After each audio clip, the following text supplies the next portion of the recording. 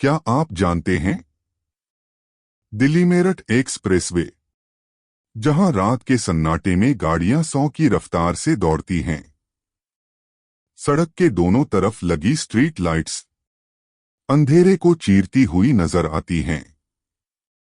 लेकिन आधी रात के बाद जब इस हाईवे पर चलने वाली कोई लग्जरी बस किसी सुनसान ढाबे पर चाय के लिए रुकती है, तो संभल जाएगा, क्योंकि हो सकता है उस बस में आपके बगल वाली सीट पर बैठा मुसाफिर कोई आम मुसाफिर ना हो। क्या पता वो दिल्ली से ही कत्ल का इरादा लेकर आपके साथ गाड़ी में सवार हुआ हो। अचानक बस के ड्राइवर सुखदेव सिंह अनाउंसमेंट करते हैं, हाँ जी सवारियों, मेरठ से पहले का आखिरी ढाबा आ गया है, पहलवान जी दा ढाबा। 20 मिनट की रोक है, चाय पानी पी लो, फ्रेश हो जाओ। बस एक्सप्रेसवे के किनारे बने एक बड़े जगमगाते हुए ढाबे पर रुकती है। ट्रकों के हॉर्न की आवाजें और तंदूर की खुशबू हवा में तैर रही थी।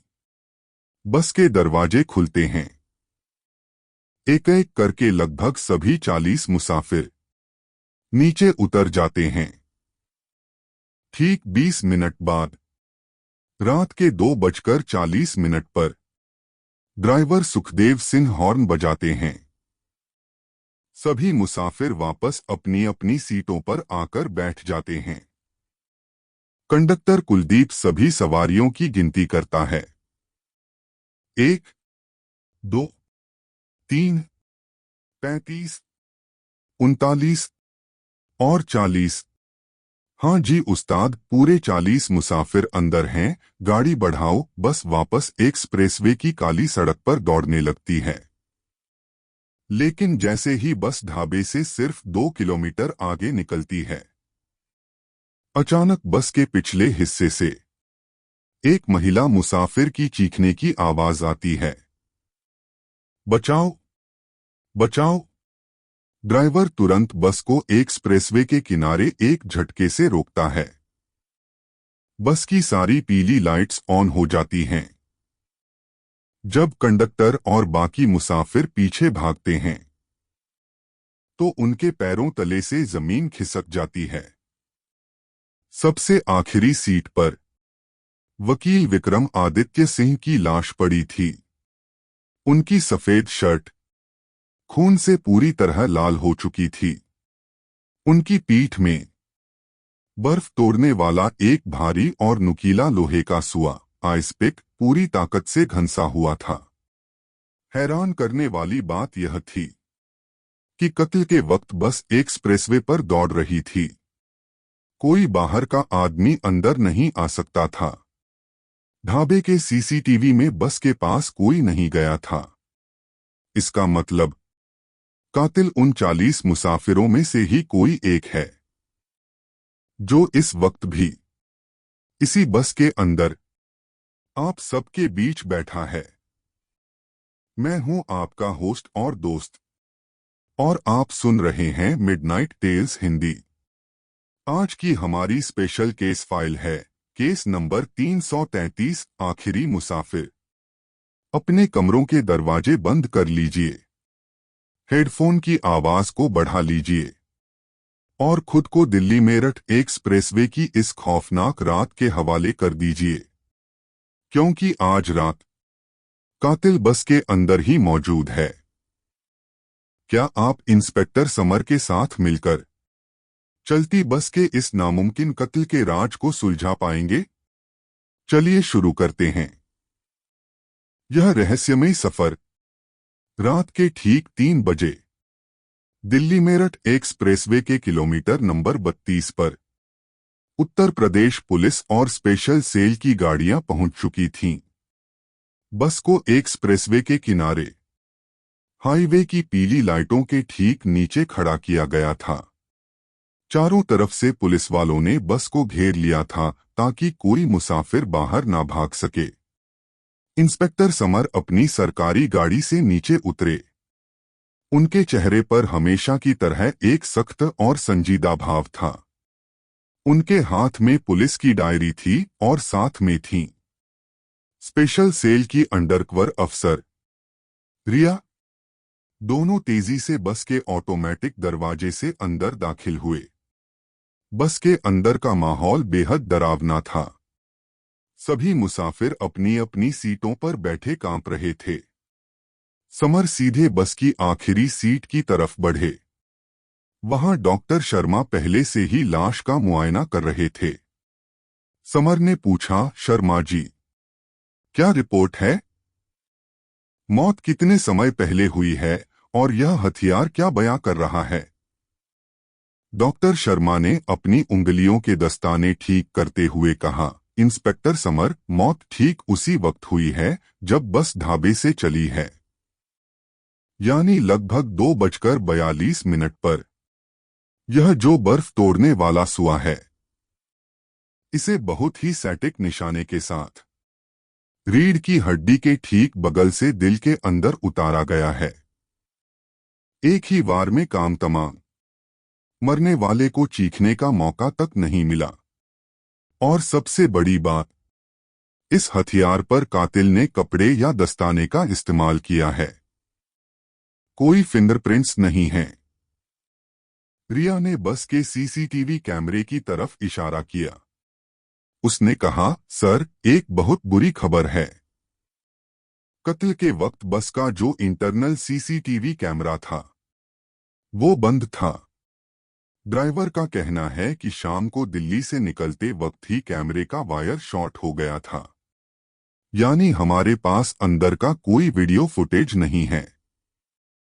समर ने अपनी नजरें बस में बैठे मुसाफिरों पर घुमाईं। उन्होंने कंडक्टर कुलदीप को अपने पास बुलाया, जो बुरी तरह कांप रहा था।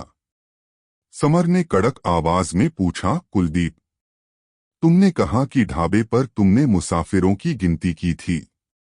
क्या कोई नया मुसाफिर ढाबे से बस के अंदर चढ़ा था? सच सच बताना। कंडक्टर ने हाथ जोड़ते हुए कहा, नहीं साहब, मैं कसम खाता हूं। दिल्ली के कश्मीरी गेट से जो 40 सवारियां बैठी थीं, वही 40 सवारियां ढाबे पर उतरी थीं और वही वापस आईं। मैंने खुद गिनती की थी। कोई नया बंदा बस में नहीं आया साहब। कत्ल इसी बस के किसी मुसाफिर ने किया है। समर ने रिया की तरफ देखा और कहा, रिया, एक्सप्रेसवे का यह केस पूरी तरह से क्लोज्ड रूम मिस्ट्री है। कातिल इसी बस के अंदर है और वो सोच रहा है कि वो भीड़ का फायदा उठाकर मेरठ पहुंच जाएगा।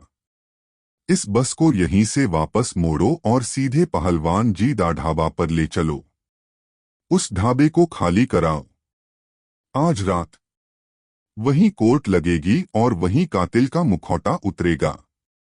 रात के 3:30 बजे पहलवान जी का ढाबा, जो हमेशा मुसाफिरों से गुलजार रहता था, आज पुलिस की छावनी में बदल चुका था। ढाबे के बड़े से हॉल में लकड़ी की कुर्सियों पर बस के सभी 40 मुसाफिरों को बैठाया गया था। समर और रिया के सामने ढाबे के मालिक पहलवान सिंह खड़े थे। रिया ने ढाबे के पार्किंग एरिया के सीसीटीवी फुटेज की जांच पूरी कर ली थी। उसने समर के पास आकर धीमी आवाज में कहा, सर, सीसीटीवी फुटेज साफ है। जब बस 20 मिनट के लिए रुकी थी, तो कोई भी बाहरी शख्स बस के दरवाजे के पास नहीं गया और वकील विक्रम सिंह भी चाय पीने नीचे उतरे थे।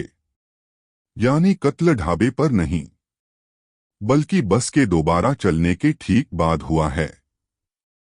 समर ने अपनी डायरी खोली। उन्होंने पूरी पैसेंजर लिस्ट की जांच की थी। वकील विक्रम सिंह के वीआईपी बैकग्राउंड को देखते हुए समर ने 4 ऐसे मुसाफिरों को शॉर्टलिस्ट किया, जिनका अतीत या कल रात का बर्ताव बेहद संदिग्ध था। समर ने चारों को ढाबे के बीचों बीच बने काउंटर के पास बुलाया। पहला संदिग्ध था मदनलाल, जो बस में सीट नंबर 39 पर ठीक वकील साहब की आगे वाली सीट पर बैठा था। मदनलाल के कपड़ों पर चाय का एक बड़ा दाग था और वो लगातार अपनी घड़ी देख रहा था। दूसरा संदिग्ध था राजीव शर्मा, जो दिल्ली की एक दवा कंपनी में सेल्समैन था। उसके पास एक बड़ा मेडिकल बैग था और फॉरेंसिक टीम को उसके बैग से बर्फ के टुकड़े रखने वाला एक छोटा इंसुलेटेड बॉक्स मिला था।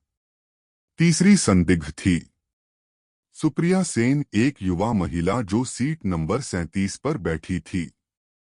वो दिल्ली से मेरठ अपने मायके जा रही थी, लेकिन जांच में पता चला कि वो उसी गैंगस्टर की रिश्तेदार है जिसके खिलाफ मृत वकील विक्रम सिंह केस लड़ रहे थे। और चौथा संदिग्ध था ढाबे का ही एक लड़का छोटू, जो रात को बसों में चाय सप्लाई करता था। समर ने मदनलाल को घूरते हुए कहा, मदनलाल जी, आप वकील साहब की ठीक आगे वाली सीट पर थे जब कत्ल हुआ, तो क्या आपको पीछे कोई आवाज नहीं आई? और आपके हाथों पर यह घबराहट कैसी है? मदनलाल ने हकलाते हुए कहा, साहब, मैं तो कान में लीड लगाकर गाने सुन रहा था, मुझे कुछ नहीं पता। हाँ, जब बस ढाबे पर रुकी तो मेरा वकील साहब से थोड़ा झगड़ा हुआ था, क्योंकि उन्होंने अपनी सीट पीछे झुका दी थी, जिससे मेरे पैर में चोट लग गई थी। लेकिन इसका मतलब यह तो नहीं कि मैं सुआ घोंप दूंगा साहब। समर ने मदनलाल की बात नोट की और फिर सेल्समैन राजीव शर्मा की तरफ बढ़े। समर ने पूछा, राजीव, तुम्हारे मेडिकल बैग में बर्फ का डिब्बा क्या कर रहा है? और यह जो हथियार मिला है, बर्फ तोड़ने वाला सुआ, यह तो तुम्हारे जैसे लोग ही इस्तेमाल करते हैं ना? राजीव ने पसीना पोंछते हुए कहा, सर, मैं तो इंसुलिन और कुछ कीमती इंजेक्शंस डिलीवर करने मेरठ जा रहा था। उन दवाइयों को ठंडा रखने के लिए बर्फ रखनी पड़ती है। और साहब, वो सुआ मेरा नहीं है। मेरे डिब्बे में तो सिर्फ बर्फ के टुकड़े हैं। सुआ तो ढाबे पर बर्फ तोड़ने के लिए इस्तेमाल होता है। राजीव की बात सुनते ही समर की निगाहें ढाबे के मालिक पहलवान सिंह और चाय देने वाले लड़के छोटू पर टिक गईं। खेल अब गहरा रहा था। समर ने ढाबे के लड़के छोटू को आगे बुलाया। छोटू डर के मारे कांप रहा था। समर ने पूछा, छोटू, कल रात जब यह लग्जरी बस ढाबे पर रुकी थी, तो क्या तुम चाय के केतली लेकर बस के अंदर गए थे? छोटू ने रोते हुए कहा, हाँ हाँ साहब, मैं बस के अंदर गया था। कुछ सवारियों ने नीचे उतरने से मना कर दिया था, तो मैं उन्हें ऊपर ही चाय देने गया था। लेकिन मैंने वकील साहब को चाय नहीं दी। वो तो पहले से ही अपनी सीट पर सो रहे थे जब मैं ऊपर गया था। समर की आंखें अचानक चमक उठीं। उन्होंने छोटू की बात को दोबारा दोहराया, तुमने कहा वकील साहब पहले से अपनी सीट पर सो रहे थे, लेकिन सीसीटीवी फुटेज के मुताबिक वकील साहब तो नीचे उतरकर ढाबे पर चाय पी रहे थे। बैठक में अचानक सन्नाटा छा गया। रिया ने तुरंत फॉरेंसिक डॉक्टर शर्मा को फोन लगाया। समर ने पूछा, शर्मा जी, क्या लाश के शरीर पर या कपड़ों पर कोई ऐसी चीज मिली है जो इस ढाबे से जुड़ी हो? डॉक्टर शर्मा ने फोन पर कहा, हाँ इंस्पेक्टर समर, एक बहुत बड़ा सुराग मिला है। वकील साहब की पीठ पर जहां सुआ घंसा हुआ था, वहां की शर्ट पर पानी का एक बड़ा सा गीला दाग है।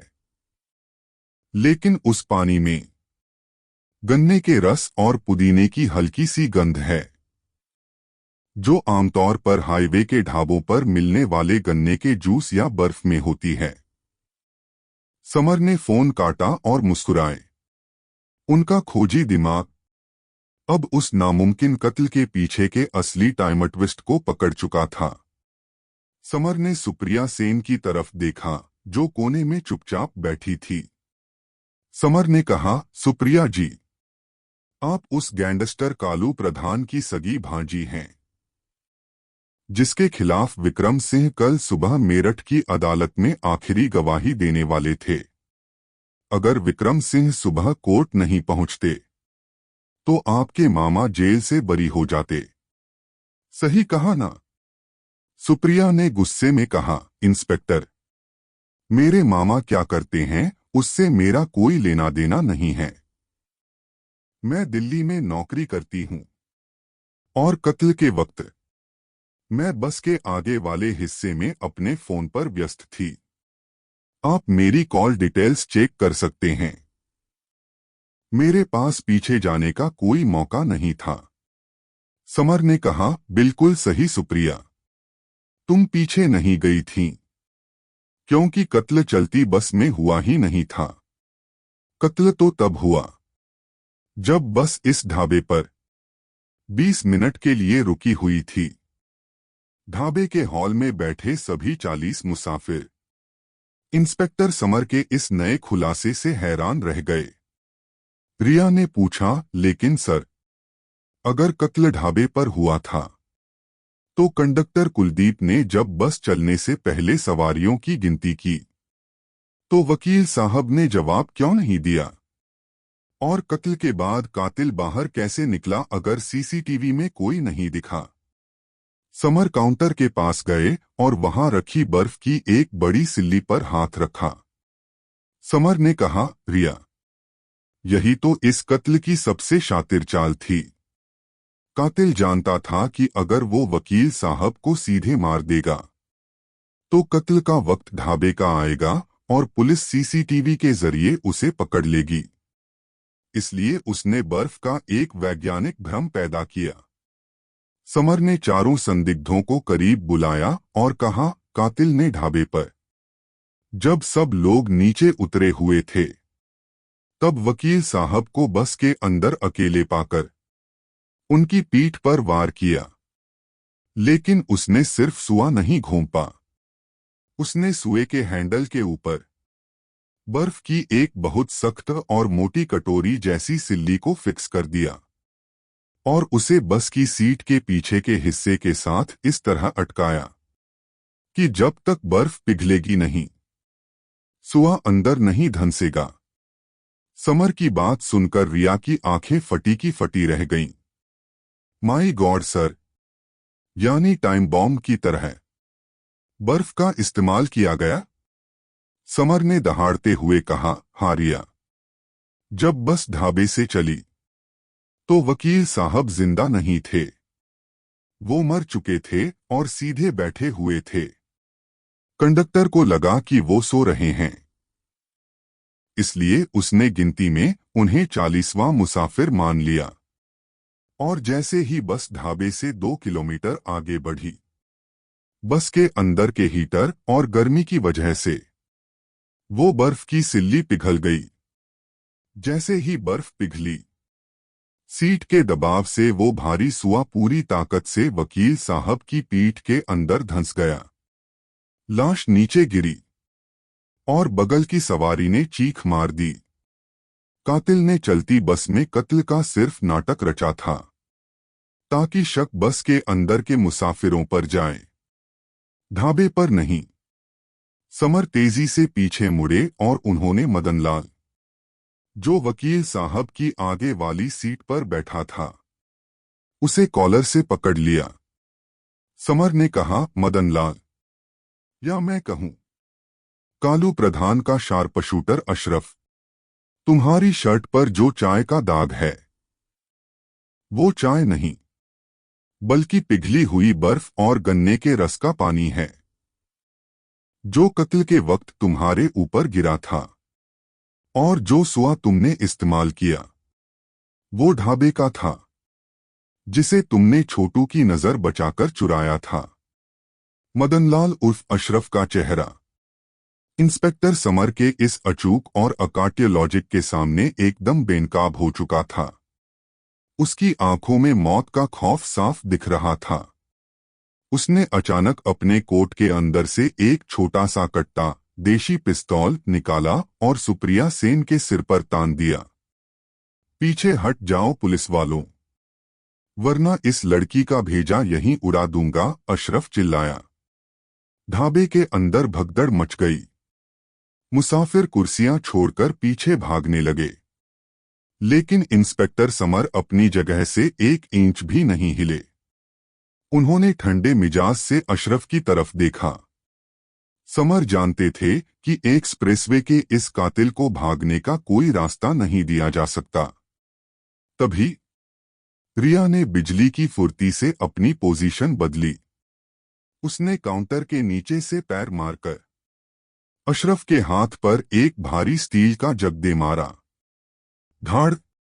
अशरफ के हाथ से कट्टा छूटकर दूर जा गिरा। इससे पहले कि वो संभल पाता, इंस्पेक्टर समर का एक भारी और सधा हुआ घूंसा सीधे अशरफ के जबड़े पर पड़ा। अशरफ चक्कर खाकर बर्फ की सिल्ली के ऊपर ही जा गिरा। फर्श पर चारों तरफ खून और पानी मिक्स हो गया। समर ने तुरंत उसके हाथों को पीछे मरोड़ा और लोहे की हथकड़ी कस दी। अशरफ ने फर्श पर हांफते हुए कहा, हाँ, मैंने ही मारा वकील को। कालू भाई को बचाने का यही एक रास्ता था। अगर वो कल कोर्ट पहुंच जाता तो भाई को फांसी हो जाती। मैंने पूरा प्लान सेट किया था साहब। इस बर्फ के आइडिया को कोई नहीं पकड़ सकता था। तुम पुलिस वाले वहां तक कैसे पहुंचे?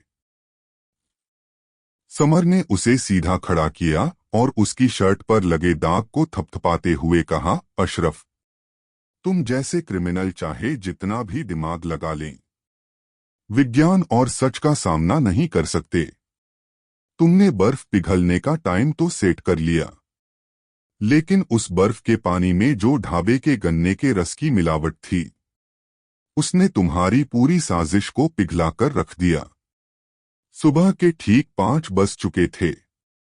दिल्ली मेरठ एक्सप्रेसवे के ऊपर सूरज की पहली लाल किरण आसमान को चटका रही थी। हाईवे पर ट्रकों और गाड़ियों की रफ्तार दोबारा सामान्य हो चुकी थी। लग्जरी बस की सवारियां दूसरी बस से मेरठ के लिए रवाना हो रही थीं। अशरफ और उसके मददगारों को पुलिस की वैन में बैठाकर दिल्ली ले जाया जा चुका था। समर और रिया ढाबे के बाहर खड़े होकर सुबह की ठंडी हवा में चाय पी रहे थे। रिया ने कहा, सर, बर्फ से टाइम बॉम्ब बनाकर कत्ल करना। कातिल ने सच में चलती बस को एक चक्रव्यूह बना दिया था। समर ने चाय की आखिरी चुस्की ली और मुस्कुराते हुए कहा, बिल्कुल सही रिया। लेकिन गुनाह का चक्रव्यूह चाहे जितना भी मजबूत क्यों ना हो, कातिल एक बात भूल जाता है। सच की रफ्तार एक्सप्रेसवे की गाड़ियों से भी तेज होती है।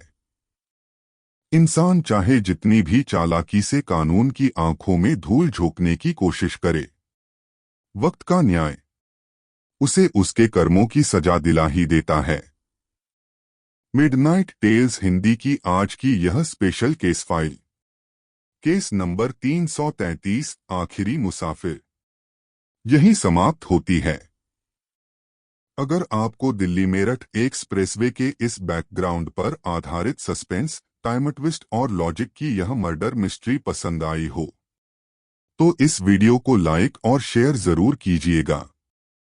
कमेंट में हमें बताएं कि क्या आपको बर्फ की इस खौफनाक साजिश का अंदाजा पहले से था। अगली बार फिर मिलेंगे एक नए बंद दरवाजे, एक नई रहस्यमयी केस फाइल के साथ। तब तक के लिए सतर्क रहें, सुरक्षित रहें। शुभ रात्रि, शब्बा खैर, अलविदा।